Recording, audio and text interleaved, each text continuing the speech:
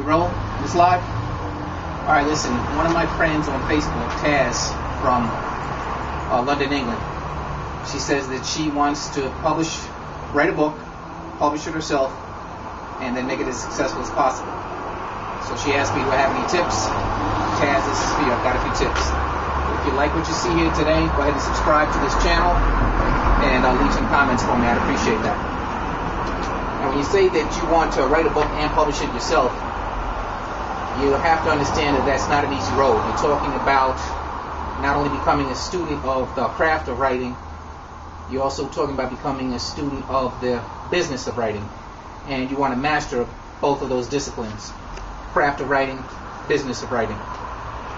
Out of 100 people that say that they have this goal of writing a book, only 10% will ever write the first sentence. And out of the 10% that they start the first sentence, only 2% of those will actually finish the book. And out of the 2% that actually finish, less than half of those will even sell 100 copies of the book. So the road that you've chosen is not an easy one, but once you recognize that and accept that, in a strange kind of way, that almost makes it easier. So what I would say is, for my first tip, I would give you the W. Wait, my gang signals are not working right. Hold on a second. There we go. W. There's your first tip.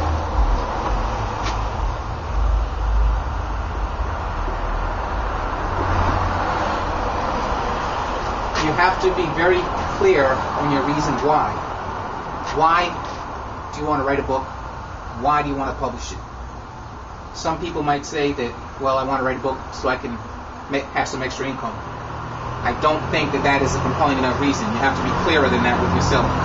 You have to know what kind of adjustments you would make in your life once you had that money. You have to be clear on what kind of difference it would make for you and your family if you had this extra money. You have to be clear on the vision of the transformed life that you would have if you're successful on this road. And the reason that you want to be absolutely clear on the why is because you're going to hit so many bumps in the road. It's a long-term path. It's not short-term, first of all. It's long-term, so you have to stay focused over the long haul. You're going to hit so many bumps in the road, so many points of frustration, dealing with the technology, dealing with that, dealing with the ISBN numbers, dealing with the business end of it. And at so many points along the road, you actually might think about quitting. The only thing that's going to keep you moving is your reason why. So your reason why might be, like I said, to help your family. Your reason why might be that you want to get yourself out of this world of 9 to 5, because maybe to you this world of 9 to 5 feels like a form of modern day slavery. So you want to use this as your vehicle to get your life from the track that you're on now to this new track that you envision for yourself. So stay clear on your reason why.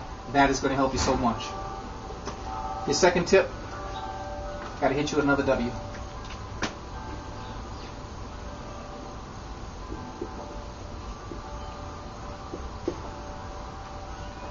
Write. This might shock and amaze you, but writers write. You have to have a production schedule for yourself. You have to stay focused on that production schedule, and you have to make it happen. Your writing doesn't have to be the priority in your life, but of course it has to be one of the priorities in your life, otherwise you're not going to go anywhere. And the type of commitment that I'm talking about is you need to be able to churn out 2 pages a day for at least 5 days a week. If you do that at the end of the 6 months, you'll have a first draft complete of well over 300 pages. Okay? There's a lot of things, a lot of curveballs that life can throw at you to take you out of focus. Family, children, job, this, that, all sorts of petty dramas and nonsense.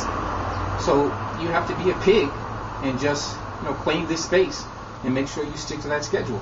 There's so many forms of writer's block and people making excuses about why they didn't do this and do that.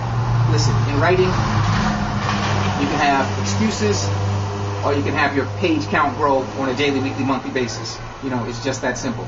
Don't make any excuses. Keep writing, writing, writing. The third tip that I would give you, and I'm going to get into this one a little bit more, really, at another time. And start some general stuff today, and we'll get more specific as we go on. And trust me, I'm not going to leave any stone unturned. I'm going to share with you everything I know, because I've been there. Writing my book, Stoneheart the Bronx, I didn't go through that much of frustration only because I had gone through all these frustrations and questioning myself and wanting to quit when I launched On Point Magazine 12 years before. and had no one to turn to in terms of answers and solutions. So having gone through that, I was better prepared for this experience to publish Stoneheart the Bronx. And while we're talking about Stoneheart the Bronx, you might want to visit that website, stoneheartbx.com. Look at that website and use that as a model for what you're doing, because it ties into this next point that I want to bring up.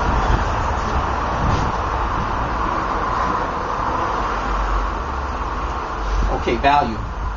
I said that out of the 2% that actually complete their books and publish it, less than half of them will sell even 100 copies of the book. And that means that they're failing in either two areas. The quality of the writing,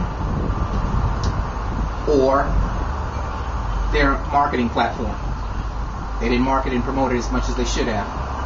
Me and my wife were out today and we met a friend of ours who actually wrote a book last year about her living with obesity, and I asked her how the book sales were going, and she was saying, it's trickling down very slow. And I said, are you doing any marketing online?